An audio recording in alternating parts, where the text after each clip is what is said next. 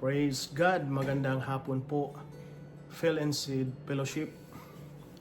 Salamat po sa Diyos na sa hapong ito ay patuloy niya tayong iningatan at siya lagi po siyang nagbibigay ng pabor upang makalapit tayo sa Kanya at makapagpasalamat, magpuri at makinig po ng salita ng Diyos sa hapong ito. So unang araw po ito, unang linggo po ito sa taong 2026.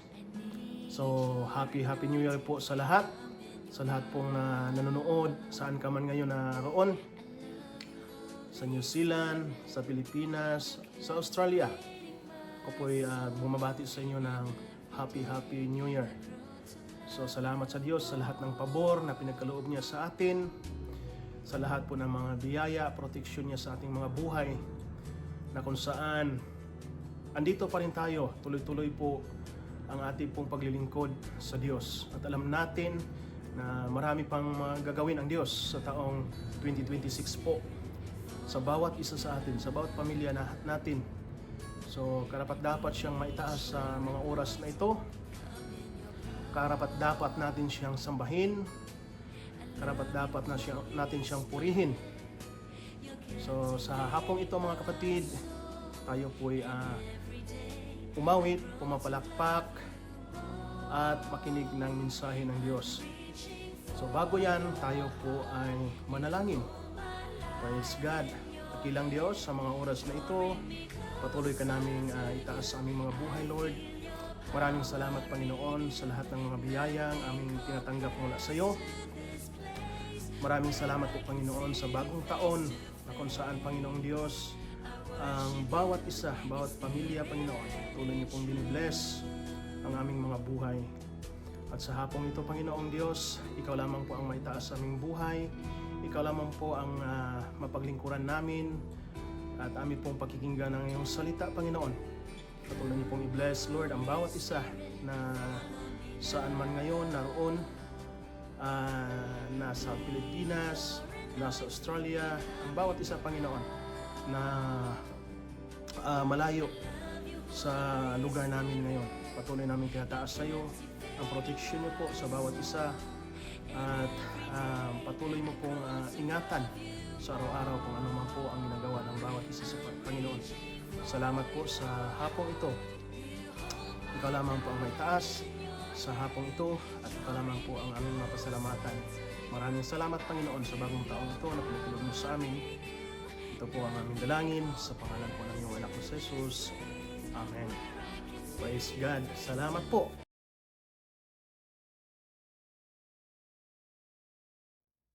Good day, everyone.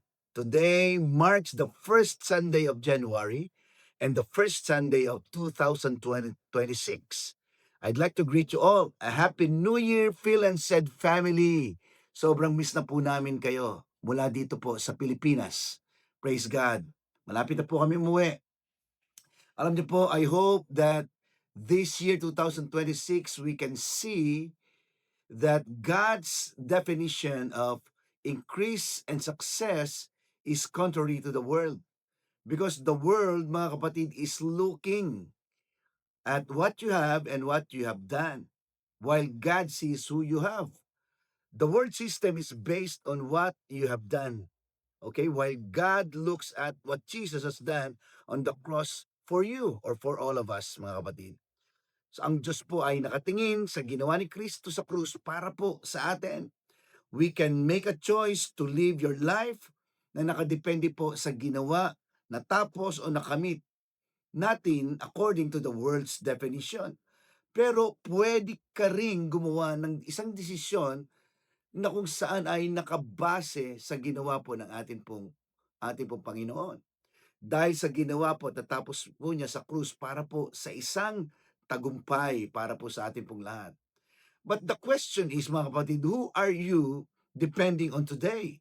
Kanino po ba tayo nakadepende? Okay? To yourself or to the Lord?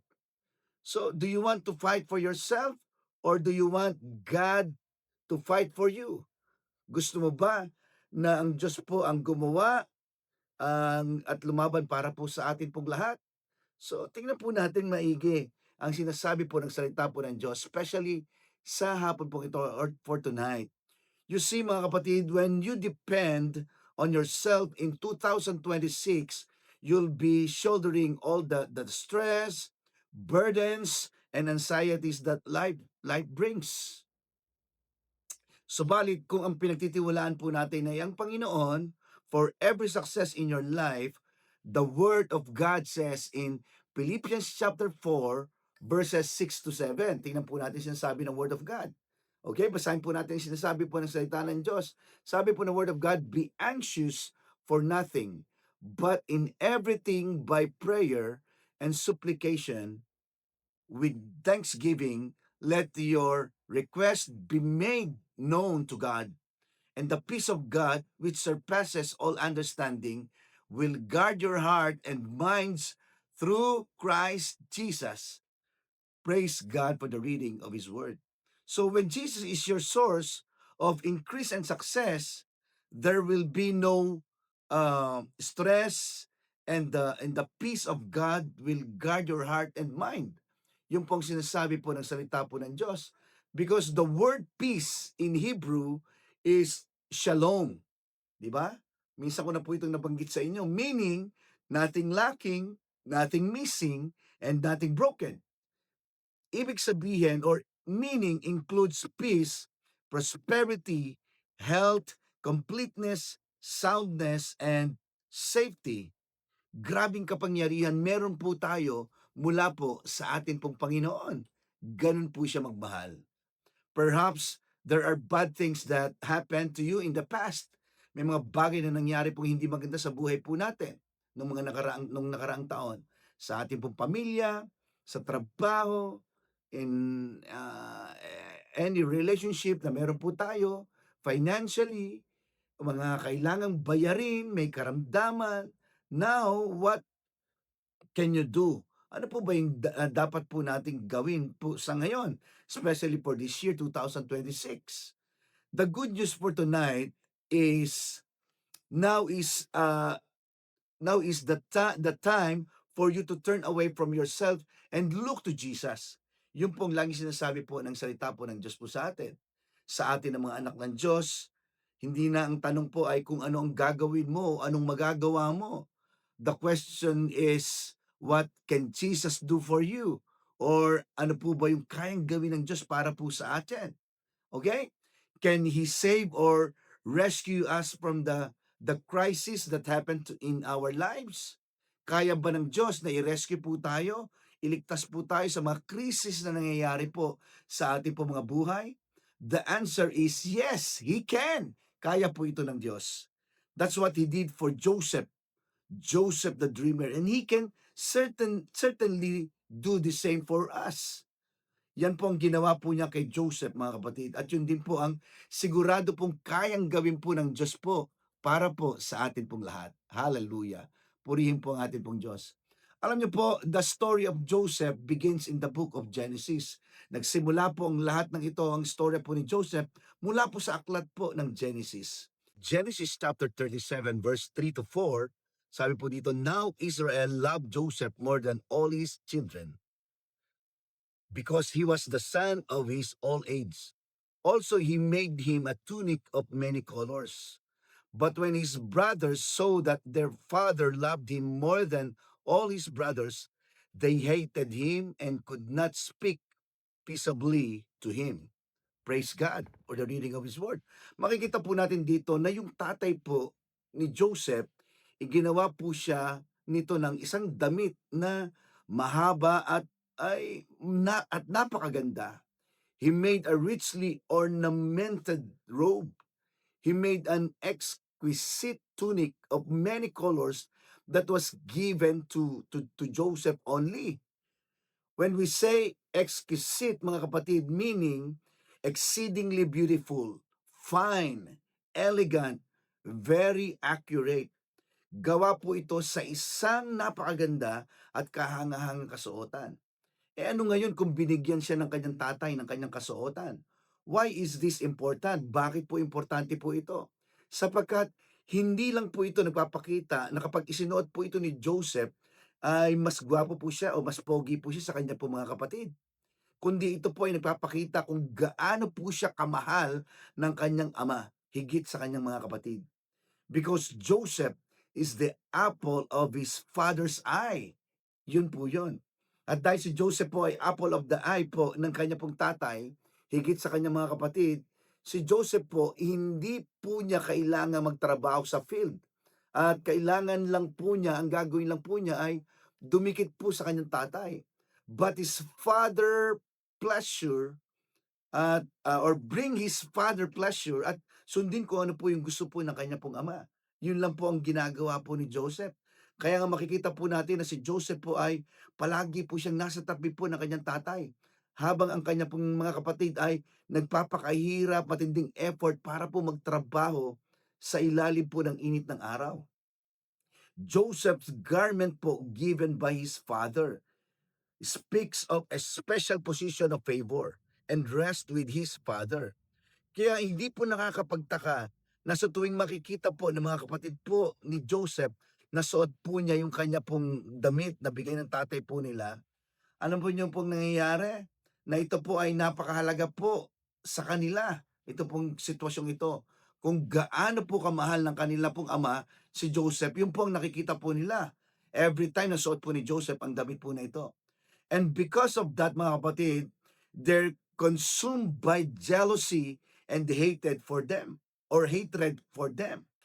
Joseph garment given by his father speaks of a special position of favor and rest with his father. Kaya hindi nakapagtataka na sa tuwing makikita ng mga kapatid po ni Joseph na suot po niya yung damit na bigay ng tatay po nila, na ito'y napakahalaga para sa kanila. Okay? Kung gaano, nakikita po nila kung gaano kamahal ng tatay ito pong si Joseph, higit sa kanila. And because of that, they're consumed by jealousy and hatred for Joseph. Galit po sila. Di ba? At meron pa dalawang panaginip po si Joseph na lalong ikinagalit po ng kanya po mga kapatid. One day, Joseph's father asked him to go to his brothers. So when his brothers saw him, they tried to kill him. Pinagtangkaan po siyang patayin. At when the merchants came, they sold Joseph. Binenta po nila si Joseph doon po sa mga merchant. Okay? Dahil pinagbili po nila si Joseph sa mga merchant. The next time we see Joseph, ano po nangyari? Ang ginawa po niya, tinalian po nila ang mga kamay at paa po ni Joseph at ibinenta po bilang alipin po. Yan. You know what? It's not the end. Hindi po doon natatapos pang story po ni Joseph. When the Lord is with you, pakinggan niyo po ito. Do you know of anyone who is in a worse situation? Katulad po ng naranasan po ni Joseph nung panahon po iyon, parang pinagbagsakan po ng langit at lupa ang buhay po ni Joseph nung panahon po iyon. Di ba? Yung bang kailan lang ay kapiling po niya ang kanya pong ama, kung saan ay makikita po natin na lahat po ng pangangailangan po ni Joseph ay ibinibigay po ng kanya pong tatay. Pero dumating po yung time na kung saan ang lahat po ng ito ay nawala po sa kanya. We learned, mga kapatid, in the Word of God, even in that situation, the Lord was with Joseph. And and and uh and the Lord called him a successful man. Okay? Ganun po ang katangian at description po ng salita po ng Diyos. Remember, it's not what you have or hindi kung anong meron ka. Okay? It's who you have that makes all the difference, mga kapatid. So, let's read Genesis chapter 39 verse 3. Sabi po ng Word of God, and his master, Potiphar, saw that the Lord was with him, and that the Lord made all he did to prosper in his hand. This is a powerful statement, mga kapatid. Napakatindi pong statement po na ito. Why? Can you imagine, mga kapatid, when God is with you, every touch of your hand will be blessed. Yung bang bawat hawakan ng iyong mga kamay ay mapagpapala. Your hands become hands of blessing. You touch your family members and they are blessed. 'di ba? Business na kung saan ay palugi na o palubog na, kung saan inilalagay sa iyong mga kamay, anong mangyayari? The project or the business becomes blessed. Kaya nga, hindi sa lugar nandun ang pagpapala, kundi kung nasaan ka, na andoon ang pagpapala sapagkat ang Diyos ay sumasa iyo. Yun po ang pinakamagandang balita para po sa atin pong lahat. Especially this year, 2026. God's presence in all that we do, mga kapatid. Now, paano mangyayari po ang tagumpay o pagpapalang inaasam po natin sa buhay araw-araw? Ang Panginoon ang gagawa po nito sa atin. Sapagkat kapag tayo po ay nakadepende po sa Kanya, tiyak na meron po tayong katagumpayan sa buhay. Katulad po ng ginawa po niya kay Joseph. Biruin po ninyo, Joseph had nothing. He could not trust in his skills or experience ni hindi nga po siya nagtiwala sa kanino mang tao. Joseph relies on God's presence, mga kapatid. Nakita po ang kapangyarihan at kaluwalhatian ng Diyos sa buhay po ng tao pong ito na si Joseph. Okay? So brothers and sisters, this is what we need. Ito po ang kailangan po natin, especially po sa panahon po natin ngayon. Ngayon pong year 2026. A manifestation of His presence or God's presence in everything that we do. Alam niyo po ba, na yung master po ni Joseph na si Potiphar, ay hindi po yun mananampalataya. Di ba? Potiphar was an Egyptian who worship idols. Pero nung mag-manifest po ang presence ni God sa buhay po ni Joseph, ay bawat mahawakan po niya, bawat gawin po ni Joseph ay napagpapala. Kaya ito pong si Potiphar po, na hindi mananampalataya, nakita po niya yung result ng kapangyarihan po ng Diyos sa buhay po ni Joseph.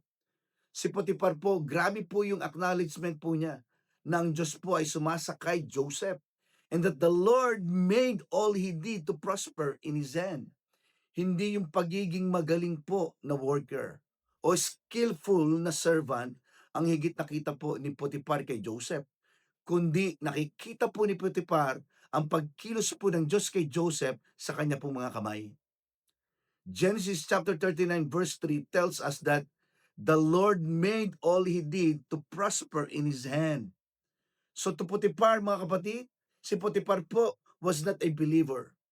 Si Potiphar po not a no spiritual discernment from God. Hindi mananampalataya, walang spiritual discernment pagdating po sa mga bagay mula po sa atin pong Panginoon o sa atin pong Diyos. Pero para po kay Potiphar, hindi po simpleng resulta na gawa lang ng kakayahan ni Joseph kung bakit siya nananagana po sa buhay sa pamamagitan ni Joseph.